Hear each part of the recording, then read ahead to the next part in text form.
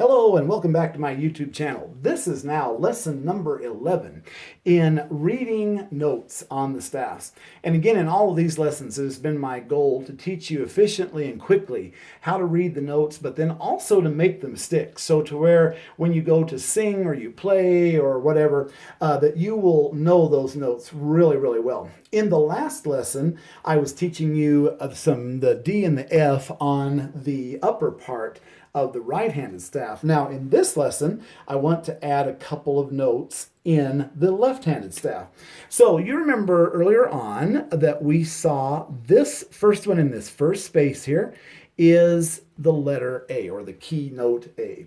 All right, now, just like in the last lesson, when I was showing you the D up here going to the E, in this lesson, I want to show you the A going upwards to, guess what, the B. There it is. Now, sometimes these notes that are on, kind of in the middle-ish area can be sometimes very difficult to read because with that situation, remember the D is in the middle and this line is very close to that. So you have to be very cautious when you're reading those particular notes. So in this instance, notice we have the A in the first space and then you go up slightly to find your B. And again, I would always encourage, write them out many times. Get your own staff paper, draw little lines and so forth, and then even go so far as to label them, because what it will really do is put in the memory very strongly what they are and how they operate in relation to one another. See, you'll see the arrow going up.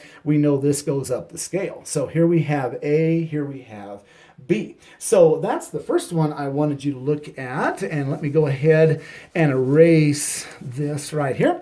And the second one I want you to look at is, you'll recall from the early lesson, this of course is the giant letter F. And that's why, once again, the memory device helps to hold this one in place as the key F. Let's go up one notch here. And once again, there we have it. F, there's the G.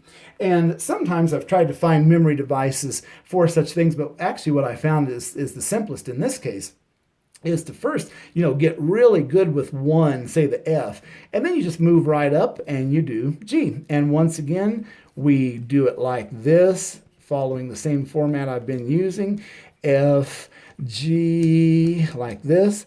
And by repeating them over and over again, you will become very, very familiar with them. So once again, in this lesson, I have given a couple of options, couple of notes to learn, and now how they start to relate to other notes in the series. So I hope this has been very helpful for you, and I hope you will continue to learn how to read notes on the staffs with the other lessons.